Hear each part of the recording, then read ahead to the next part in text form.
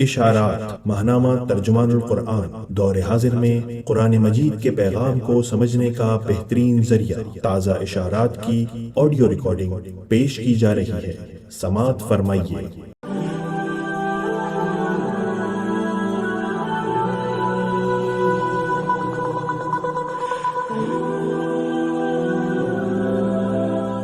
بسم اللہ الرحمن الرحیم۔ اشارات۔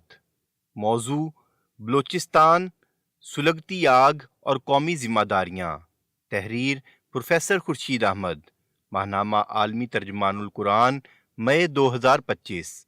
تاریخ کے آئینے میں ہر دور کی تصویر دیکھی جا سکتی ہے، اور یہ بھی امر واقعہ ہے کہ جو قومیں تاریخ سے سبق نہیں سیکھتیں، تاریخ انہیں سبق سکھا کر رہتی ہے۔ افسوس کہ تاریخ سے سبق کم ہی لیا جاتا ہے، اور ہر دور میں متکبر حکمران وہی غلطیاں دہراتے چلے جاتے ہیں جن کے سبب ان سے پہلے حکمران عبرت کا نشان بنے تھے۔ ہماری اپنی خود پسند قیادت کا معاملہ بھی اس سے کچھ مختلف نہیں۔ مشرقی پاکستان میں جب آئینی اداروں کے کردار کو تسلیم کرنے سے انکار کے نتیجے میں بے چینی کا لاوا پک رہا تھا، تو اس وقت کے فوجی حکمران جنرل یحییٰ خان نے اعلان کیا تھا کہ میں ہتھیاروں کی زبان استعمال کر کے سب کو سرنگوں کر لوں گا۔ جن اہل دانش نے اس کو مشورہ دیا کہ ہتھیاروں کی زبان نہیں، دلیل کا ہتھیار استعمال کرو، تو اس نے اسے کمزوری اور بزدلی قرار دے کر مسترد کر دیا، اور پھر اسی سال 16 دسمبر کو قائد اعظم رحمہ اللہ کے پاکستان کے دو ٹکڑے ہو گئے۔ مشرقی پاکستان کی علیحدگی کے سانحات سے ہم نے کوئی سبق نہیں سیکھا۔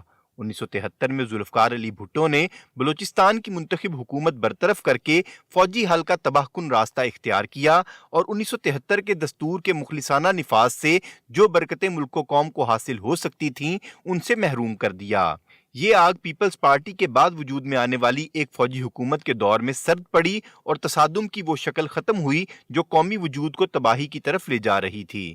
یہ افسوس کا مقام ہے کہ 1988 کے بعد آنے والے نئے جمہوری ادوار میں بھی نہ مرکزی قیادت نے اور نہ صوبے کی قیادت نے بلوچستان کے مسئلے کا صحیح حل تلاش کرنے کی کوئی منظم اور مؤثر کوشش کی، اور زیر زمین آگ پھر سلگنے لگی، جسے جنرل پرویز مشرف کے فوجی حکمرانی کے دور نے ایک بار پھر بھڑکا کر دہکتا ہوا الاؤ بنا دیا، اور 2001 کے بعد طاقت کی زبان استعمال کرنا شروع کی، جس کی شدت میں بہت اضافہ ہوا ہے۔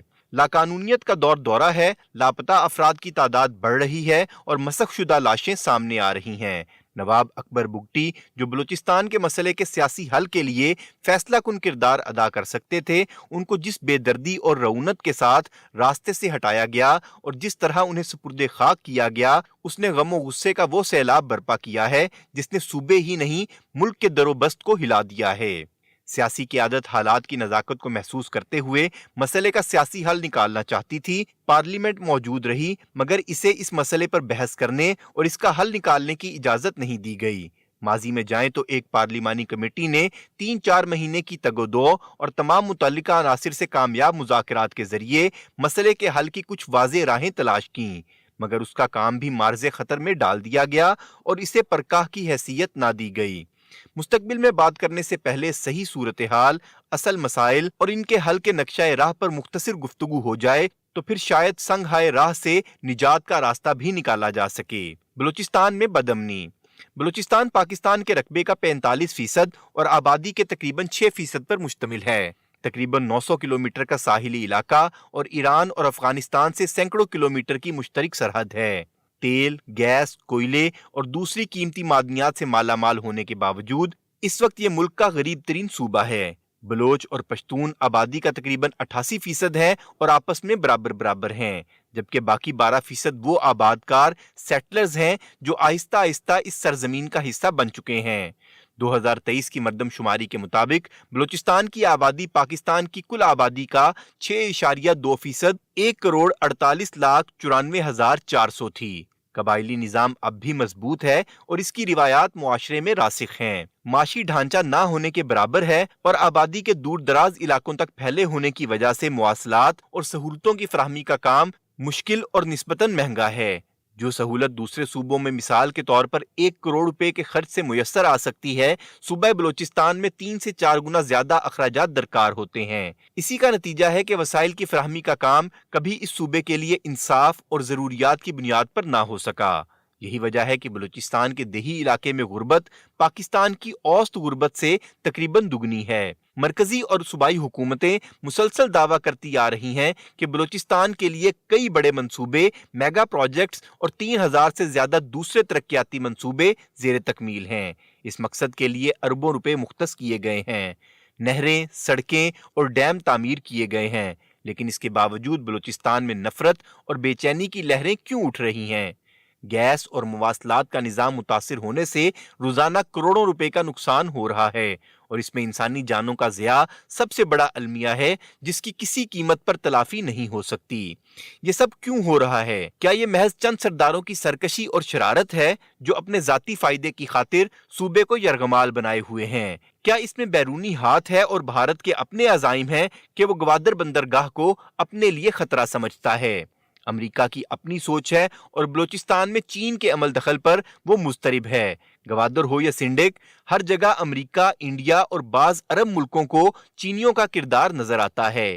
ان سب تصورات میں کچھ نہ کچھ صداقت بھی ہو سکتی ہے، لیکن بنیادی بات یہ ہے کہ مخالف قوتیں حالات کو اسی وقت استعمال کر سکتی ہیں جب ان کے لیے حالات سازگار ہوں اور بگاڑ موجود ہو، اور مسائل کو بروقت اور صحیح طریقے پر حل کرنے کی کوشش نہ کی جائے، اور یہ سمجھ لیا جائے کہ بس قوت کے ذریعے سیاسی، معاشی اور معاشرتی مسائل کو حل کیا جا سکتا ہے۔ یہ 2004 کی بات ہے کہ مجھے بطور پارلیمنٹیرین بلوچستان کے حالات کا زیادہ گہرائی سے مطالعہ کرنے اور صوبے کے چند مرکزی مقامات کا تفصیلی دورہ کرنے، اپنی آنکھوں سے حالات کا مشاہدہ کرنے اور بہت سے ذمہ دار افراد سے حقائق کو جاننے اور مسائل کو سمجھنے کا موقع ملا۔ اس کے بعد جہاں مجھے یقین ہے کہ آج بھی تمام معاملات سیاسی عمل اور افہام و تفہیم کے ذریعے حل ہو سکتے ہیں، وہیں میرا یہ احساس اور بھی پختہ ہو گیا ہے کہ کچھ برسر اقتدار قوتیں مسائل کو حل کرنے میں واقعی کوئی دلچسپی نہیں رکھتیں، بلکہ انہیں مزید الجھانے اور بگاڑنے کے درپے ہیں۔ اس کی نمایاں ترین مثال وہ پارلیمانی کمیٹی ہے جس کا اعلان اپنے مختصر دورے وزارت عظمیٰ میں چودھری شجاعت حسین نے کیا تھا۔ یہ اس حیثیت سے ایک منفرد کمیٹی تھی کہ اس میں پارلیمنٹ کی تمام سیاسی جماعتیں شریک تھیں بشمول قوم پرست جماعتوں کے، اور اس سے بھی بڑھ کر یہ کہ اس میں برسر اقتدار جماعتیں اور اس کے حلیفوں کے نمائندے شامل تھے۔ اس پارلیمانی کمیٹی نے مزید 2 کمیٹیاں قائم کیں، ایک کمیٹی سینیٹر وسیم سجاد کی سربراہی میں جس کا کام دستوری معاملات پر سفارشیں پیش کرنا تھا، اور دوسری کمیٹی سینیٹر مشاہد حسین سید کی سربراہی میں جسے سیاسی اور معاشی معاملات پر سفارشات مرتب کرنا تھا۔ مجھے دوسری کمیٹی میں کام کرنے کا موقع ملا۔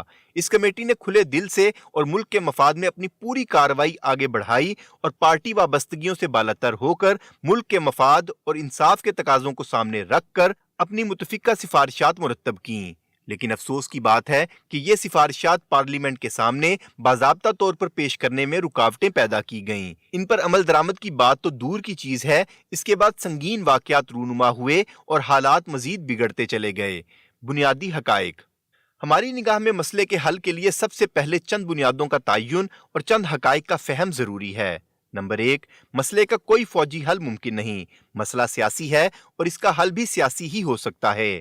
نمبر 2، مسئلے کے حل کے لیے تمام متعلقہ عناصر کو افہام و تفہیم کا راستہ اختیار کرنا ہوگا اور کوشش کرنا ہوگی کہ مکمل اتفاق رائے اور بصورت دیگر اکثریت کے مشورے سے معاملات کو طے کیا جائے۔ نمبر 3، یہ اصول تسلیم کیا جانا چاہیے کہ محض مضبوط مرکز کا فلسفہ غلط اور انصاف کے اصولوں کے منافی ہے۔ مضبوط مرکز اسی وقت ممکن ہے جب صوبے مکمل ہم آہنگی سے ایک دوسرے کے لیے مضبوطی کا ذریعہ اور وسیلہ بنے۔ مرکز اور صوبوں میں تضاد و اختلاف کی جگہ مفاہمت اور ہم آہنگی کا رشتہ ہونا چاہیے۔ قومی دستور کا بھی یہی تقاضا ہے جسے پورا نہیں کیا گیا۔ نمبر 4، چوتھا بنیادی اصول یہ ہے کہ جس طرح زنجیر کی مضبوطی کا انحصار اس کی کمزور ترین کڑی پر ہوتا ہے، اسی طرح ملک کی مضبوطی کے لیے بھی ضروری ہے کہ کمزور اور غریب طبقے کو اتنا مضبوط کیا جائے اور اس سطح پر لایا جائے کہ سب برابری اور خوشحالی کے مقام پر آ جائیں۔ دوسرے الفاظ میں سب انصاف کے حصول اور کمزور کو مضبوط بنانے کی پالیسی پر عمل پیرا ہوں۔ انصاف نام ہی توازن اور برابری کا ہے، اور یہی چیز آج تک ہماری معاشی منصوبہ بندی اور سیاسی پالیسی میں مفقود رہی ہے۔ نمبر 5، اس پورے عمل میں اصل اہمیت افراد، علاقے، صوبے اور پوری قوم کے حقوق کا تحفظ اور سیاسی اور معاشی عمل میں تمام عاملین کی بھرپور شرکت اور کارفرمائی کو حاصل ہے۔ فرد واحد کی حکومت یا محض کسی خاص گروہ اور مقتدر گروہ کے ہاتھوں میں قوت اور فیصلہ کرنے کی صلاحیت کا ارتکاز خرابی کی جڑ ہے۔ مسئلہ معاشی ہے، مگر اس سے بھی زیادہ صوبوں کے اپنے وسائل پر اختیار اور سیاسی اور معاشی فیصلوں میں شرکت اور ترجیحات کے تعین کا ہے۔ منہ بند کرنے کے لیے کچھ گرانٹس یا مراد کے دے دینے سے مسئلہ حل نہیں ہو سکتا۔ ملکیت، اختیار اور اقتدار اور فیصلوں میں شرکت کے نظام کو از سر نو مرتب کرنا اصل ضرورت ہے۔ ترقی بلا شبہ مطلوب ہے، مگر اس انداز میں کہ رشتہ حاکم اور محکوم کا نہ ہو، بلکہ سب کے فیصلے سے اور سب کی شراکت سے معاملات طے ہوں۔ وسائل پر اختیار بھی آزادی کا لازمی حصہ ہے۔ اس سلسلے میں پاکستانی فوج کے لیے ضروری ہے کہ وہ صرف اور صرف دفاع وطن کی ذمہ داری سول حکمرانی کے تحت انجام دے۔ ساری خرابیوں کی جڑ سیاسی اور اجتماعی معاملات میں فوج کی مداخلت اور اس کا ایک مقتدر سیاسی قوت بن جانا ہے۔ فوج کے سوچنے کا انداز، مائنڈ سیٹ سول نظام سے بہت مختلف ہے، اور دونوں کا اپنے اپنے حدود میں رہ کر تعاون ہی ملک کے نظام کی صحت کی ضمانت ہو سکتا ہے۔ تحکمانہ انداز بگاڑ پیدا کرتا ہے، اس سے خیر رونما نہیں ہو سکتا۔ چند تجاویز۔ ان اصولوں کی روشنی میں یہ چند تجاویز پیش نظر رہنی چاہیے۔ اول، حقیقی صوبائی خود مختاری کے تقاضے پورے کرنے کے لیے دستور پاکستان اور پھر 18ویں ترمیم نے جو اختیارات صوبوں کے سپرد کیے ہیں انہیں فی الحقیقت زیر عمل آنے دیا جائے۔ دوم، سیاسی فضا کو خوشگوار بنانے کے لیے ہر طرح کے عسکری تشدد کا راستہ بند کیا جائے، مذاکرات سے معاملات حل کیے جائیں، اور جو لوگ گرفتار ہیں یا اٹھا لیے گئے ہیں انہیں رہا کیا جائے یا پھر مقدمات قائم کر کے انہیں عدالت میں پیش کیا جائے، مگر انہیں اچانک غائب کر دینا، سال ہا سال تک عقوبت خانوں میں رکھنا اور ان کے متعلقین کو ان کی زندگی اور وجود کے بارے میں بے خبر رکھنا انتہا درجے کی زیادتی ہے۔ سوم، صوبے کو اپنے وسائل پر واقعی اختیار دیتے ہوئے مرکز سے جو وسائل منتقل ہوتے ہیں ان میں انصاف اور ضرورت کو ملحوظ رکھا جائے۔ اس سلسلے میں گیس اور معدنیات کی رائلٹی کو انصاف کے مطابق مقرر کیا جائے۔ چہارم، معاشی ترقی کے ثمرات کو علاقے کے عوام تک پہنچانے کا بندوبست ہو۔ پنجم، صوبے میں تعلیم، صحت، پانی کی فراہمی، بجلی اور گیس کی فراہمی وغیرہ کا خصوصی اہتمام کیا جائے اور ملازمتوں پر مقامی آبادی کو ترجیح دی جائے، اور یہ سب کام میرٹ کی بنیاد پر انجام دینے کے لیے مقامی آبادی کی تعلیم، پیشہ ورانہ تربیت اور ہنر سکھانے کا انتظام کیا جائے۔ ششم، فرنٹیئر کور اور کوسٹل گارڈ کا سول کردار ختم کیا جائے، اسمگلنگ روکنے کے لیے لائحہ عمل بنایا جائے اور ایکسائز ڈپارٹمنٹ کی ذمہ داری ہو، مگر اس کے ساتھ مقامی لوگوں کی معاشی بحالی کے انتظامات اور تدابیر کے لیے مرکز سے حکم نامہ جاری کرنے کے بجائے برسر زمین مل بیٹھ کر تدابیر کی جائیں۔ ہفتم، گوادر پورٹ اتھارٹی میں صوبے کو قرار واقعی نمائندگی دی جائے اور ترقی کے پورے پروگرام میں صوبے کی ضرورتوں کو ملحوظ رکھا جائے، متاثرین کو قریب ترین علاقے میں آباد کیا جائے، نیز اراضی کے بڑے بڑے قطعے جس طرح ریاستی اداروں اور دوسرے بااثر کاروباری افراد نے لیے ہیں ان کو سختی سے روکا جائے، اور انصاف پر مبنی شفاف انداز میں پورے علاقے کا ماسٹر پلان از سر نو تیار کیا جائے۔ ہشتم، بلوچستان میں بلوچوں اور پشتونوں کے درمیان توازن اور ہم آہنگی پیدا کرنے کی ضرورت ہے۔ صوبے کے تمام علاقوں اور باسیوں کی منصفانہ اور متوازن ترقی کے تقاضے بہر صورت پورے ہونے چاہیے۔ نہم، بلوچستان میں نظم و نسق کے روایتی نظام کو، جس میں ریڑھ کی ہڈی کی حیثیت مقامی لیوی کو حاصل ہے، برقرار رکھا جائے اور اس کی ترقی کا اہتمام کیا جائے، نہ کہ اس کو ختم کر کے پولیس کے نظام کو ان پر مسلط کیا جائے، جو اس علاقے میں بھی ناکام ہے جہاں اس وقت اسے قدرت حاصل ہے۔ بلوچستان ہی نہیں، تمام صوبوں اور ملک کے سب علاقوں اور متاثرہ افراد کے مسائل افہام و تفہیم سے حل ہو سکتے ہیں۔ یہ سب صرف اسی وقت ممکن ہے جب اصل فیصلے پارلیمنٹ میں ہوں، عوام کے مشورے سے ہوں، مکالمے کے ذریعے سیاسی معاملات کو طے کیا جائے، فوجی اور سول مقتدرہ کی گرفت کو مفادات کی سطح سے بلند ہو کر ختم کیا جائے، اور عوام اپنے مفادات کے تحفظ کے لیے جمہوری اداروں کے ذریعے اپنی قسمت کا فیصلہ خود کریں۔ صوبائی قیادت کی بھی بڑی ذمہ داری ہے۔ بلوچستان کی صوبائی قیادتیں بھی حالات کے بگاڑ کے سلسلے میں ایک حد تک ذمہ دار رہی ہیں، لیکن زیادہ ذمہ داری مرکزی قیادت اور خصوصیت سے حکمران طبقے پر عائد ہوتی ہے۔ اسی طرح ہم یہ انتباہ کرنا ضروری سمجھتے ہیں کہ بلوچستان میں ظلم و زیادتی کا معاملہ یک طرفہ نہیں ہے۔ نسل پرستی کا پرچم اٹھانے والوں نے جس طرح ملک عزیز کے دوسرے حصوں سے تعلق رکھنے والے شہریوں پر زندگی تنگ کی ہے اور شناختی کارڈ دیکھ دیکھ کر ان کو قتل کیا ہے، ان کا یہ فعل اخلاقی، تہذیبی اور انسانی حوالوں سے ایک قبیح اور شرمناک حرکت ہے، اور اس ضمن میں جعفر ایکسپریس کا واقعہ اندوہناک ہے۔ بالکل اسی طرح ریاست کے ذمہ دار مسلح اداروں کی جانب سے بلا جواز کسی سول آبادی کو نشانہ بنانا بھی قانونی اور اخلاقی درجے میں بدترین فعل ہے، جس کی قیمت پورے ملک کو ادا کرنے کے لیے نقصان اٹھانا پڑتا ہے۔ پورے پاکستان کا دامن بلوچ ہم وطنوں کے لیے کھلی باہوں کے ساتھ کشادہ رو ہے، مگر گزشتہ برسوں کے دوران علاقائی و نسلی بنیاد پر قتل کرنے کا یہ کلچر بدترین فسطائیت بن گیا ہے، اور جو اس انڈین ڈیزائن کا حصہ ہے جس کے تحت 1971 میں مشرقی پاکستان میں غیر بنگالی سول آبادی کا قتل عام کیا گیا تھا، اور پھر 1985 کے بعد کراچی و حیدرآباد میں مخصوص نسل پرستی کی آگ بھڑکائی گئی تھی۔ بلوچستان کی سیاسی و معاشی ناہمواری اپنی جگہ بڑی تلخ حقیقت ہے، جس کی ذمہ داری ایک طرف مرکزی و صوبائی حکومت پر آتی ہے تو دوسری جانب خود بلوچستان کے مقتدر طبقوں اور نوابوں کی ایک نسل کو اس ظلم سے بری ذمہ قرار نہیں دیا جا سکتا۔ مگر اس میں اہم بات یہ ہے کہ مبالغہ آمیز پروپیگنڈے کے ساتھ نفرت کی آگ بھڑکانے سے کوئی مسئلہ حل نہیں ہو سکتا، جھوٹ کی کوئی اخلاقی بنیاد نہیں ہوتی۔ مشرقی پاکستان میں جھوٹے اعداد و شمار کی آگ بھڑکا کر نہ صرف ملک توڑا گیا بلکہ انڈیا کی غلامی کا طوق بھی پہن لیا گیا، جس سے نکلنے کی آج تک کوششیں جاری ہیں۔ آج خود بنگلہ دیش میں تسلیم کیا جا رہا ہے کہ اگرتلہ سازش کیس سچا تھا اور مغربی پاکستان کے خلاف معاشی ہمواری کا پروپیگنڈا جھوٹا تھا۔ ہم سوشل میڈیا پر متحرک دشمن ملک اور دشمن کے ہاتھوں اعلی کار بننے والوں کے صریح جھوٹ پھیلانے کے عمل کو ایک گھنونا کھیل تصور کرتے ہیں۔ افسوس کہ لوگ نادانی میں ایسی جھوٹی اور مبالغہ آمیز پوسٹیں آگے پھیلاتے چلے جاتے ہیں۔ اس ضمن میں خاص طور پر نسل نو کو احتیاط برتنی چاہیے کہ آخرکار اس کا نقصان اسی درخت کو پہنچے گا جس پر ان کا آشیانہ ہے۔ امریکہ اور انڈیا کا کردار۔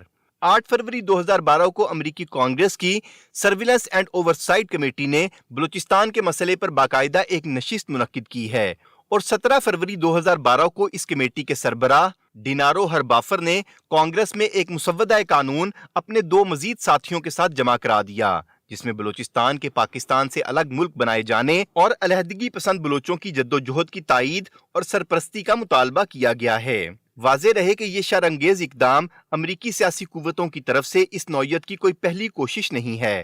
امریکہ ایک طرف تو پاکستان سے تعاون کے مطالبے کرتا ہے اور دوسری طرف پاکستان کی آزادی، حاکمیت، خود مختاری اور استحکام پر بے دریغ حملے کرتا ہے، اس کی سرزمین اور فضائی حدود کو پامال کرتا ہے اور ملک میں تخریب کاری کی نہ صرف سرپرستی کرتا ہے بلکہ CIA کے امریکی کارندوں اور پاکستان سے بھرتی کیے گئے کرائے کے گماشتوں کو بے دریغ استعمال کرتا ہے۔ بھارت بہت پہلے سے اس قسم کی مذموم حرکتوں کی پشتی بانی کرتا رہا ہے، اور اب امریکی بھارتی اسٹریٹجک پارٹنرشپ کا یہ مشترک ہدف ہے۔ امریکہ اس وقت پاکستان کے خلاف 3B کی حکمت عملی پر گامزن ہے: برائب، رشوت، بلیک میل، کمزوری سے فائدہ اٹھانا اور بلٹ گولی کا استعمال۔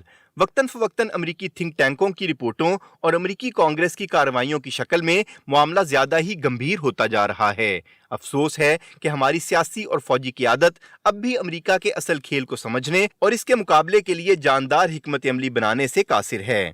ان حالات میں قوم کے لیے اس کے سوا کوئی اور عزت اور آزادی کا راستہ باقی نہیں رہا ہے کہ ایسی قیادت سے نجات پائے اور ایسی قیادت کو برسر اقتدار لائے جو پاکستان کی آزادی، حاکمیت، استحکام اور مفادات کی بھرپور انداز میں حفاظت کر سکے۔ بیرونی مداخلت کا سدباب۔ بلوچستان کے مسئلے کے 2 اہم پہلو ہیں اور دونوں ہی بے حد اہم اور فوری اقدام کا مطالبہ کرتے ہیں۔ امریکہ جو کھیل کھیل رہا ہے وہ نیا نہیں، اس کا ہدف پاکستان کی آزادی، اس کا نظریاتی تشخص اور اس کی ایٹمی صلاحیت پر ضرب لگانا ہے، اور اب ایک عرصے سے اس ہماگیر حکمت عملی کے ایک پہلو کی حیثیت سے بلوچستان کارڈ استعمال کیا جا رہا ہے۔ ہنری کسنجر سے لے کر حالیہ قیادت تک سب کے سامنے ایک مرکزی ہدف مقامی چہروں کے ذریعے امت مسلمہ کی تقسیم در تقسیم اور اس کے وسائل پر بلا واسطہ یا بالواسطہ قبضہ ہے۔ افریقہ کو چھوٹے چھوٹے ملکوں میں بانٹ کر غیر مؤثر کر دیا گیا۔ بالفور ڈکلیریشن کے سہارے عالم عرب بلکہ عالم اسلام کے قلب میں اسرائیل کا خنجر گھونپنا بھی کچھ دوسرے مقاصد کے ساتھ ساتھ اسی حکمت عملی کا ایک حصہ تھا۔